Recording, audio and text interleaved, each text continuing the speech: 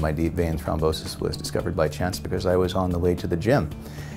Well, I didn't really think that I had a blood clot, you see. There was no real symptoms save swelling that was on and off, and I was doing a lot of weightlifting and cycling and running, so I was actually at an awful lot of risk. And in fact, the thrombosis was very large. I was sent directly to the emergency room and then on to Dr. Carrier the next day.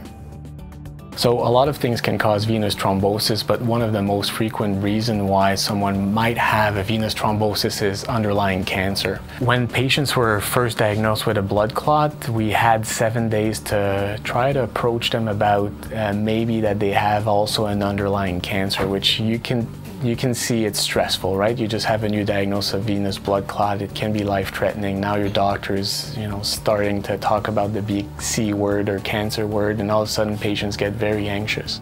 Mr. Dawson Mercer asked me a question as the question was what type of investigation should be done, and then I realized that we didn't have any recent data on this. Well, they couldn't really say. He was very frank and forthright about it and said generally medical doctors don't know. We believe that there's a risk, but we do have a clinical trial on the go, and we'd really like to be clear on what we can and can't say to patients, and that's why I volunteered. We had very good feedback from patients all across Canada. We did this clinical trial in 9 different centers in Canada and had great results.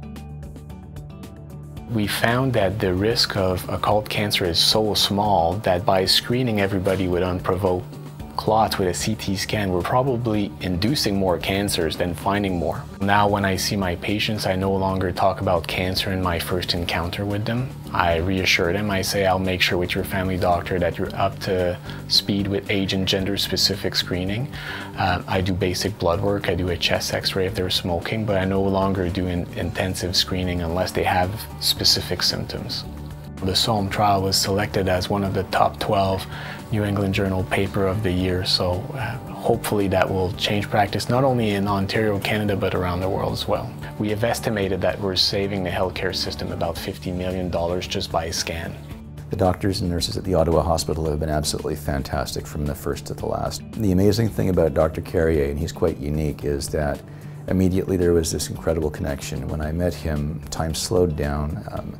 Not only was there incredible bedside manner and care, but there was an immediate curiosity, openness, humility, a willingness to engage, and the conversation has just kept flowing, and it's been fantastic.